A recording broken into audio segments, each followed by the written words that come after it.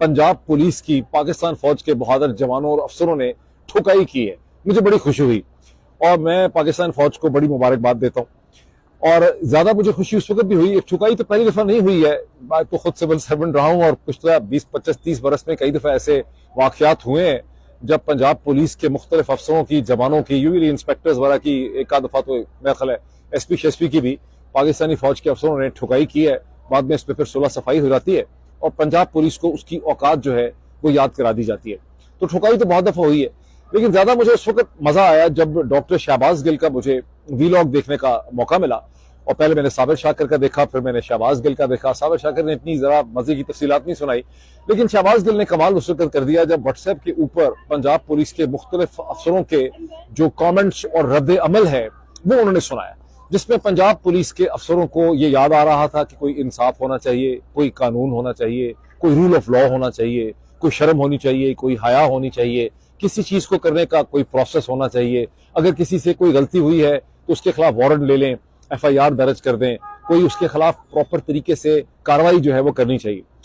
और डॉक्टर शहबाज गिल ने इसके ऊपर बहुत ज्यादा तफसीलात वैसे दे दी हैं, बहुत उन्होंने डिटेल कमेंट किया है, कुछ उसमें मजीद कहने सुनने की, ऐड करने की गुंजाइश नहीं है, लेकिन जो दो अपने पेंस में इसमें थोड़े से ऐड कर दूं, यही तो वो चीज है जो गुज़िश्ता 2 बरस से हम आपको दुहाई देते रहे पंजाब पुलिस को। ये वही तो रूल ऑफ लॉ है, ये वही तो आइन है, ये वही तो कानून है, यही वही ड्यू प्रोसेस ऑफ लॉ है जिसका पंजाब पुलिस के अफसरों ने नीचे से, कांस्टेबल हो या सब इंस्पेक्टर हो या इंस्पेक्टर हो या डीपीओ हो या एसपी हो या डीआईजी हो या डीआईजी रेंज हो या आईजीपी पंजाब हो, अपने हाथों से आपने रूल ऑफ लॉ का गला जो है वो घोंटा, उसको आपने तबाह कर दिया। और ये प्रोसेस आपने, जिसे कहते हैं ना कि एक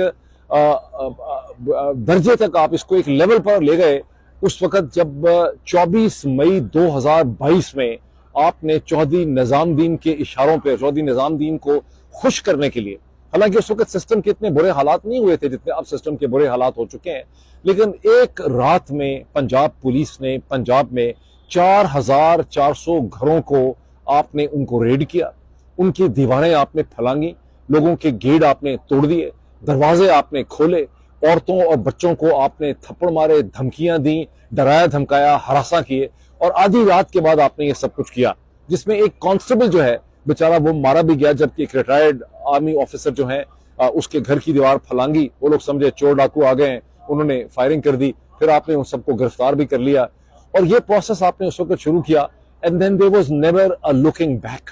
आपने इंतहा कर दी जुल्म की, जुल्म और सितम की, बदमाशी की, बर्बरियत की पंजाब के लोगों पे। और कभी आपको खौफ खुदा नहीं था, कभी आपको ख्याल नहीं आया कि इसके कोई कॉन्सिक्वेंसेज आपको बेयर करने पड़ेंगे। जब किसी पंजाब पुलिस के अफसर से बात हुई, उसने आगे से ये कहा हम क्या करें, हमारी नौकरी।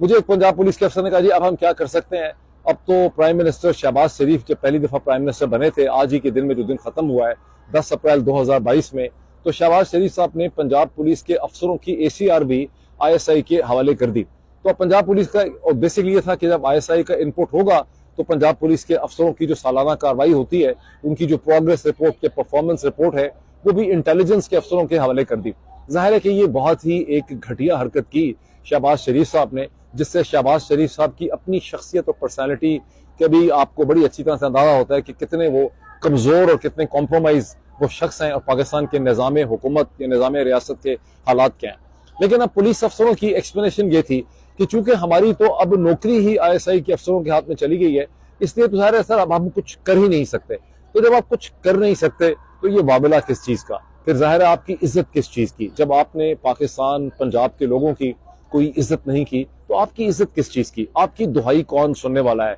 इसीलिए तो इस वक्त सब लोग जो है वो खुश है कि वो तो सब मुबारकबाद देंगे पंजाब पुलिस के अफसरों, सॉरी पंजाब पाकिस्तान फौज के अफसरों और जवानों को, तो सभी मुबारकबाद दे रहे हैं कि कम से कम उन्होंने अपनी गैरत जो है बचाने के लिए कम से कम उन्होंने आपकी ठुकाई की, आपको उन्होंने आपकी औकात जो है वो दोबारा याद करा दी। लेकिन ऑन अ सीरियस नोट मैं ये कहूंगा कि सिस्टम्स इसी तरह से तबाह होते हैं। ये नाचीज गुज़िश्ता 2 बरस से यही तो दुहाई दे रहा है, यही तो मैं रो रहा हूं कि जब आप तमाम निज़ाम को, तमाम सिस्टम ऑफ लॉ को, तमाम ड्यू प्रोसेस को वायोलेट करते हैं, जब आप अदालतों के निज़ाम को ख़त्म कर देते हैं, जब किसी कल्चर की कन्वेंशन को आप नहीं मानते, अपने छोटे छोटे फ़ायदे हासिल करने के लिए आप तमाम रास्ते जो हैं उनको, रुकावटों को अबूर कर लेते हैं, तो सिस्टम कोलैप्स हो जाता है। इस वक्त पाकिस्तान एक एडवांस्ड कोलैप्स की सूरत हाल में इस वक्त है और चौधरी निजामुद्दीन को इसकी बड़ी परवाह करनी पड़ेगी। उसकी वजह यही पुलिस के घटिया पंजाब पुलिस के सारा सिस्टम है, ये टूटा फूटा सिस्टम है और यही पंजाब पुलिस की सबमिसिवनेस है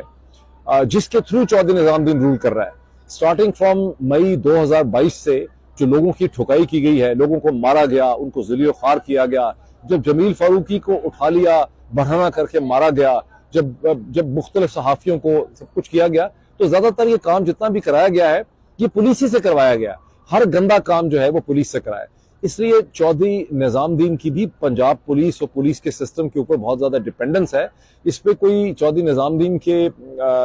जो ऊपर हाई अप्स हैं उनको इस पर मेरा ख्याल है को बहुत ज़्यादा खुशी नहीं होगी, बल्कि उनको अगर वो सोच समझ सकेंगे तो उनको बड़ी परेशानी होगी कि पंजाब पुलिस के साथ ये जो तहस पटहस हो गई है फौज के अफसरों की, जवानों की, ये जो सिस्टम है GHQ का, ये एस्टैब्लिशमेंट का, उसको कोई मजबूत नहीं करती है, बल्कि उसको ये एक खतरे में डालती है। ये खतरे की एक घंटी है और इसी तरह से सिस्टम जो है वो कोलैप्स होते हैं।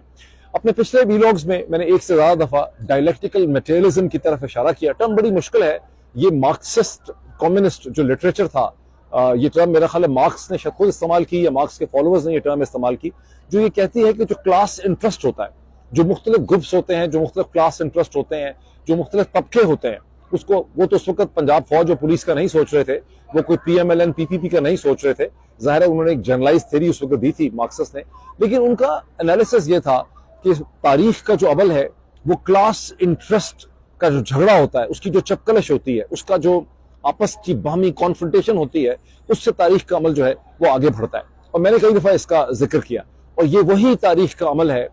ये कोई सारा काम इमरान खान ने नहीं करना। ये जो गंद आपने मचाया है इसमें तारीख का एक अमल भी चल रहा है। ये जो अभी बहावल नगर में हुआ है ये तारीख का एक अमल है। इस तरह की और भी बड़ी चीजें होनी है। मेरी बात को, मेरी इस वीडियो को संभाल के रखें। लोगों को बातें समझ नहीं आती, चीजें होता है मुश्किल लगती होंगी उनको समझने में। ये एक प्रोसेस है, जब आपने एक सिस्टम को तोड़ फोड़ दिया, जब आप किसी आइन, किसी कानून, किसी ड्यू प्रोसेस को नहीं मानते, आप कहते हैं कि हम ही हम हैं, तो फिर कोई सिस्टम नहीं है। इन दी एंड जब सिस्टम कोलैप्स होता है तो उसमें से कोई नहीं बचता। आज पंजाब पुलिस को दिन याद आ रहे हैं, बहुत जल्दी और बहुत से ताकतवर लोग जो हैं उनको भी ये चीज समझ आएगी कि जब अपने हाथों से आपने सिस्टम्स को डिसमेंटल कर दिया, जब दूसरे की बीवी की, बेटी की, उसकी माँ की कोई इज्जत नहीं है, वो दिन भी दूर नहीं है जब आपकी बेटी की, आपकी माँ की, आपकी बीवी की, आपके बहन भाई की भी, आपके खानदान की, आपकी जो चादर चार दीवारी है, आपके दीवार की, आपके दरवाजे की, आपके गेट की भी कोई इज्जत नहीं होगी। ये बहावल नगर का जो वाकया है ये एक प्रोसेस है, ये रुकने वाला नहीं है, ये आगे चलेगा इंशाल्लाह ताला। देखिए आगे आगे होता है क्या।